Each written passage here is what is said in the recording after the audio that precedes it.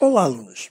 Dando continuidade ao nosso conteúdo, tema da nossa aula hoje, nós iremos falar sobre o setor de transportes, de produção de energia e também um pouco sobre a população do Brasil.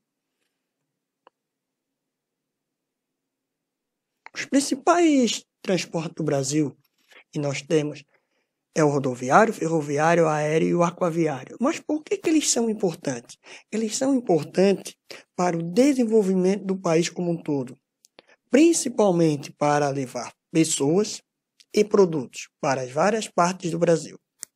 O Brasil, a partir de 1950, ele vai optar pelo transporte rodoviário, devido ao seu processo de desenvolvimento e também por pressões das indústrias automobilísticas que naquela época estavam chegando no Brasil e queriam ter um mercado consumidor. E nos dias de hoje, houve uma maior difusão de outros modelos de transporte devido à mudança que a sociedade está tendo, principalmente devido à poluição. O rodoviário é o meio responsável pela maior parte dos fluxos de pessoas e bens do Brasil. O Brasil, por ser um país muito grande, o rodoviário ele vai suprir essa necessidade de levar as pessoas e também os produtos até a porta dessas pessoas.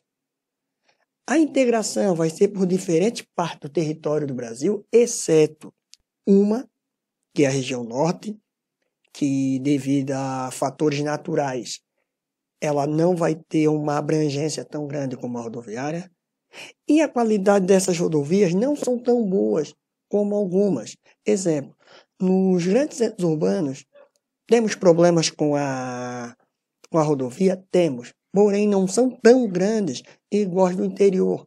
As do interior, principalmente do Nordeste e Centro-Oeste, elas são mais precárias de infraestrutura. O ferroviário, ele foi predominantemente até o final do século XIX, devido à safra do café até os portos, que nesse momento histórico a ferrovia foi muito importante, bastante consolidada na região sudeste do Brasil, devido a toda a industrialização que ali teve, porém possuem baixos gastos de manutenção, ou seja, a manutenção não é tão alta igual uma rodovia. A manutenção para esse meio de transporte ele é mais baixo.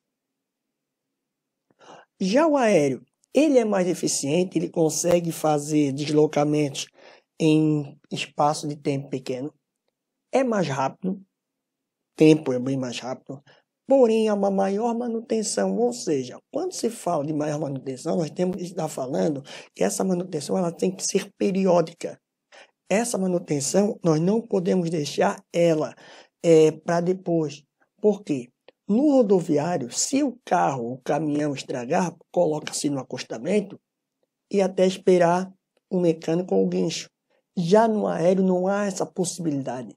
Por isso que a manutenção ela tem que ser mais adequada, ela tem que ser mais imediata. E, em busca disso tudo, o valor que é extremamente mais caro do que os outros modelos. O aquaviário possui a menor representatividade de todos esses deslocamentos. O barco, podemos dizer assim, ele não precisa de muito investimento. O menor custo de operação, ou seja, para colocar um barco no rio para navegar, não requer uma infraestrutura muito grande.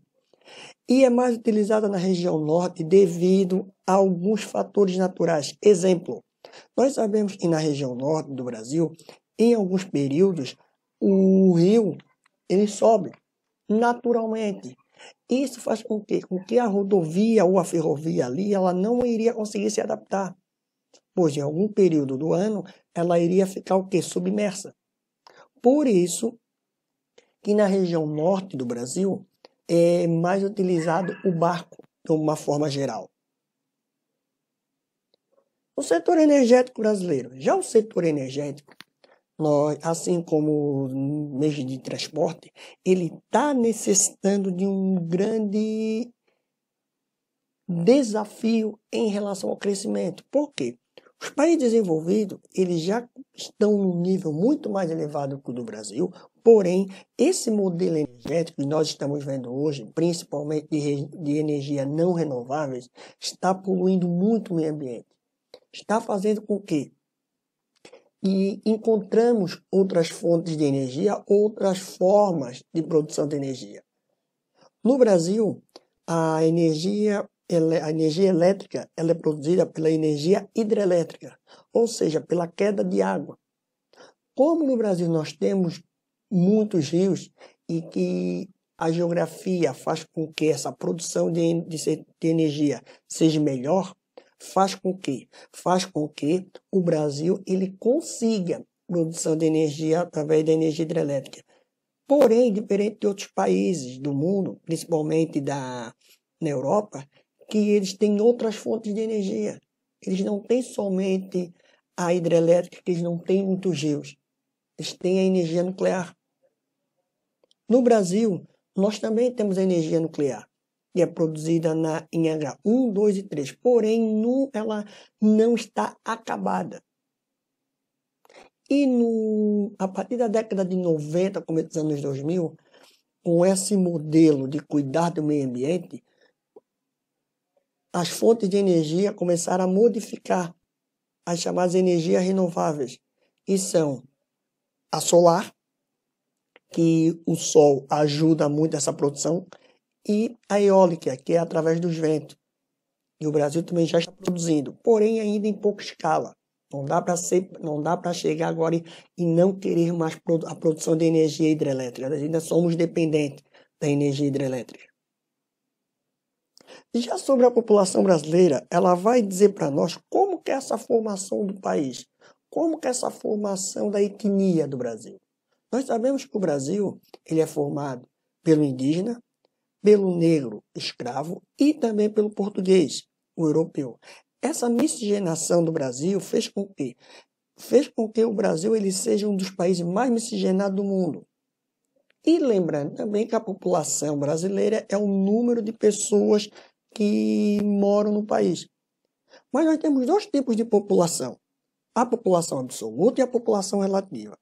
População absoluta é o número total da população, o número de habitantes. E a população relativa é o número de habitantes por quilômetro quadrado. Nós sabemos que o Brasil é um país populoso, porém não é povoado. Por quê? Um país povoado é onde nós temos a população por todo o país. Nós temos o mesmo número de pessoas. Nós temos o mesmo número de pessoas no litoral e no interior? Não. Então, o Brasil é um país populoso, porém não é povoado, como deveria ser. E a população brasileira é de aproximadamente 210 milhões de pessoas.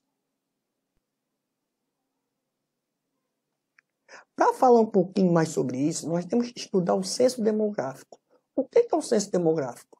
É o estudo estatístico referente à população, que vai colher da população alguns dados, como o número de pessoas que moram na casa, se a casa é própria, se tem geladeira, se tem água, se tem saneamento básico, se a casa é própria, se é alugada. Por quê? Para o governo fazer um projeto para entender como que está essa população, o que ela necessita. Por isso que o censo é tão importante. Por quê? Porque vai ajudar o governo a entender o que é que ele pode, o que é que ele não pode ajudar em determinada região. Principalmente em relação à renda. Isso é muito importante. E a contagem da população para buscar conhecer as principais características. Porque nós sabemos que no Brasil, um país tão grande, as características regionais são muito diferentes uma da outra. A do Sul é diferente da do Norte, a do Norte é diferente do Nordeste. Então, o censo ele vai tentar ter um raio-x de toda essa população do Brasil. Alunos, estudem, façam as atividades, leiam a apostila. Qualquer coisa, mande uma mensagem para o professor, via mentor, via WhatsApp ou pelo Clipe Escola. Uma boa semana a todos e até a próxima.